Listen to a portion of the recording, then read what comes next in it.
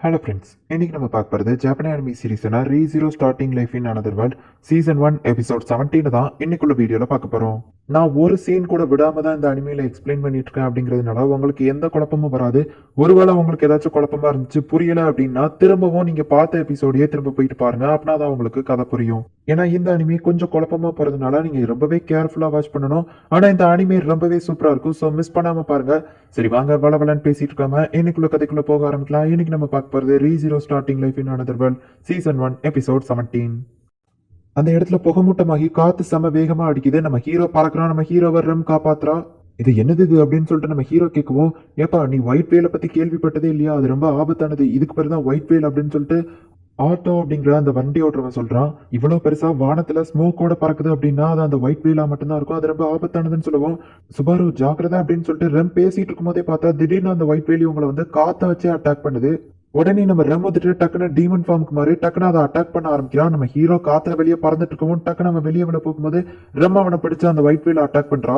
இதுகிட்ட இருந்து நமக்கு தப்பிக்கிறது ரொம்ப கஷ்டம் அப்படின்னு சொல்லி அந்த ஆட்டோ அப்படிங்கிறவங்க சொல்லவும், திரும்பவும் நான் இப்படி வந்து மாட்டிக்கிட்டேன்னா எப்படியாச்சும் போய் அவங்கள காப்பாத்தணுமே அப்படின்னு சொல்லிட்டு நம்ம ஹீரோ வருத்தப்படவும், ரெம் இதை பார்த்துட்டு சுபாரு கவலைப்படாத, இந்த பணத்தை வச்சுக்கோ மிஸ்டர் ஆட்டோ, உங்களுக்கு தேவையான பணத்தை நான் கொடுத்துட்டேன் அப்படிங்கும்போது பணத்தை விட இப்போ உயிர் தாமா முக்கியம் அப்படின்னு சொல்லி அவன் வண்டியை ஓட்டிட்டு இருக்கான். நான் போயிட்டு அந்த ஒயிட் வீல தடுக்கிறேன், நீங்க 2 பேரும் தப்பிச்சு போங்கன்னு ரெம் சொல்லுவோம். அதெல்லாம் முடியாது ரெம், நான் உன்னை விட மாட்டேன் அப்படின்னு சொல்லி அவன் பேசிட்டு இருக்கும்போது டக்குன்னு வண்டி குழுங்குது. ரெம் வந்துட்டு நம்ம ஹீரோ மேல விழுந்துருதா. எனக்கு இந்த ஒரு செகண்ட் போதும் சுபாரு, என் லைஃப்ல என்ன தேவையோ அதை நான் அடைஞ்சிட்டேன் அப்படின்னு பேசிட்டு அவன் கழுத்துல அடிச்சு அவனை மயங்க வச்சுட்டு, உன்னை நான் எப்படியாச்சும் காப்பாத்துவேன் சுபாரு, நீ உயிரோட இருக்கணும், அதுதான் எனக்கு முக்கியம் அப்படின்னு சொல்லிட்டு ரெம் அதுல இருந்து குதிச்சிருதா. நம்ம ஹீரோ கண்ணை முழிச்சு பார்த்தா கையில பண மூட்டை இருக்கு. ரெம்மெங்க அப்படின்னு சொல்லிட்டு அந்த ஆர்த்தோ அப்படிங்கிறவன் கிட்ட கேட்டா, நம்ம உயிர் பொழைச்சு போகணுங்கிறதுக்காக ரெம் அவளை சாக்ரிஃபைஸ் பண்ணிட்டா அப்படின்னு சொன்னோடனே வண்டியை நிறுத்தி திரும்ப போ அப்படிங்கவும் அதெல்லாம் முடியாது அப்படின்னு சொல்லி அவன் சொல்றான். வண்டியை திருப்பு, நம்ம போயிட்டு ரெம்மை எப்படியாச்சும் காப்பாத்தணும் அப்படின்னு சொல்லிட்டு நம்ம ஹீரோ கத்துறான்.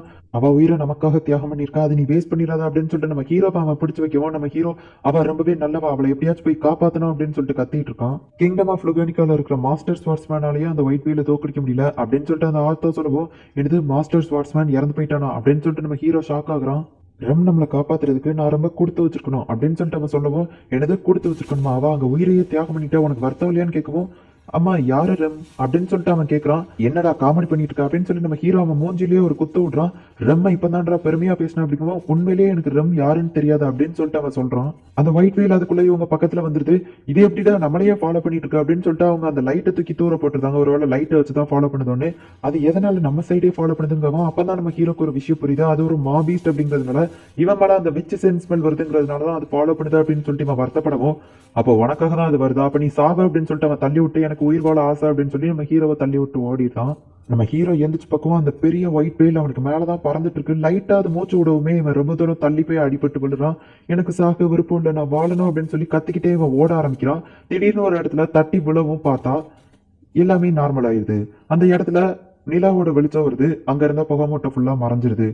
இப்ப நம்ம ஹீரோ அப்படியே எந்திரிச்சு நீ எங்க இருக்க அப்படின்னு சொல்லி தேடி போகவும் பார்த்தா அந்த ஆர்த்தோ அப்படிங்கிறவனோட வண்டி மட்டும் வந்து நிக்குது. ஓ, அந்த ஆர்த்தோ இறந்து போயிட்டானா அப்படின்னு சொல்லி பார்த்தா அந்த விச்சஸ் கல்ல இருக்கிறவங்களோட கத்தி தான் அந்த வண்டியில இருக்கு. மேபி அவங்க தான் அவனை கொண்டிருக்கலாம். நம்ம ஹீரோக்கு அடிபட்டு ரொம்பவே டயர்டா இருக்கான். அப்போ பார்த்தா அந்த சின்ன பசங்க எல்லாருமே வந்து நம்ம ஹீரோவை சுத்தி நிக்கவும், இது நம்ம சுபாரோ அப்படின்னு சொல்லிட்டு அவங்க எல்லாம் ஓடி வராங்க.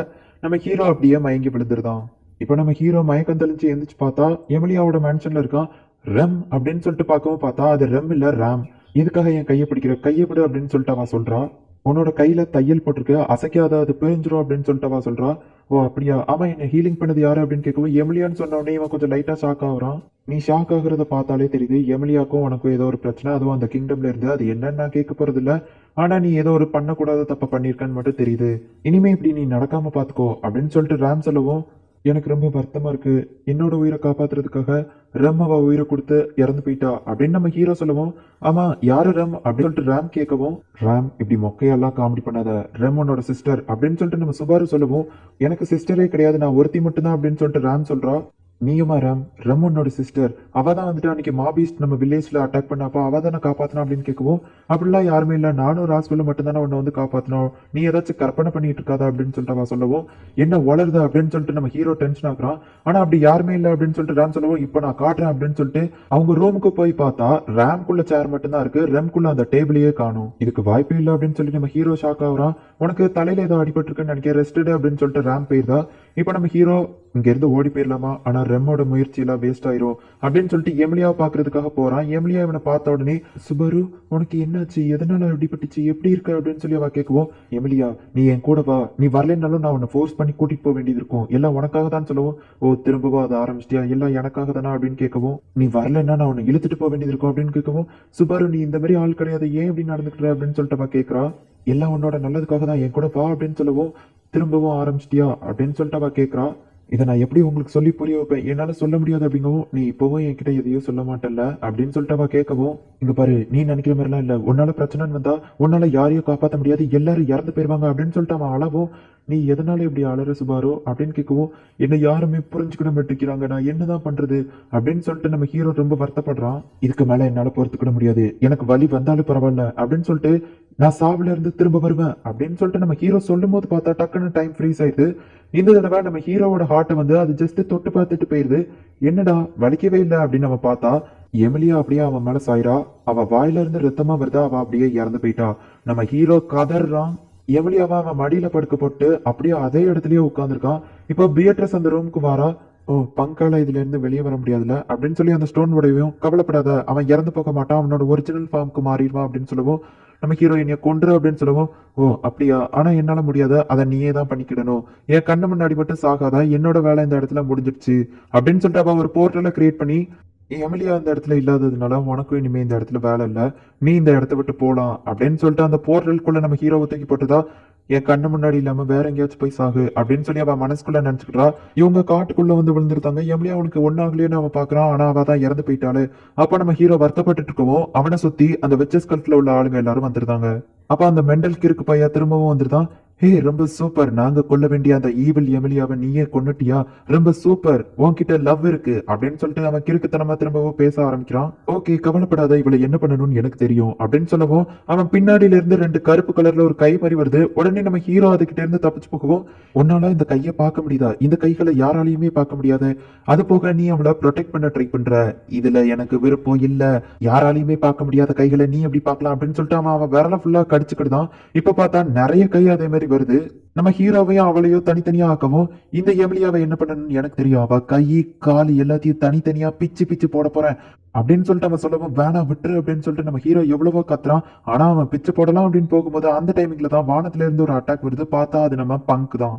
என் பொண்ணு மேல கை வச்சிட்டெல்லாம் எவனும் திரும்ப உயிரோடு போக முடியாது அப்படின்னு சொல்லிட்டு பங்க் சொல்லுது. இந்த இடத்துல இந்த எபிசோட் முடியுது. நெக்ஸ்ட் எபிசோட் எனக்கு கொஞ்சம் ஃபேவரட் எபிசோட்னே சொல்லலாம். அது கொஞ்சம் சென்டிமெண்டலா தான் இருக்கும், ஆனா எனக்கு அது ரொம்பவே பிடிச்சிருந்தது. ஸோ மிஸ் பண்ணாம பார்த்து என்ஜாய் பண்ணுங்க. அண்ட் உங்களுக்கு இந்த வீடியோ பிடிச்சிருந்தது அப்படின்னா லைக் பண்ணிட்டு அப்படி மறக்காம நம்ம சேனலை சப்ஸ்கிரைப் பண்ணிருங்க. ஏன்னா அதிக சப்ஸ்கிரைபர்ஸ் இருந்தால் தான் ஒரு நாளைக்கு என்னால் நிறைய வீடியோஸ் போட முடியும். சரி ஓகே, தேங்க்யூ ஃபார் வாட்சிங், பாய் கைஸ், நெக்ஸ்ட் எபிசோட்ல மீட் பண்ணலாம்.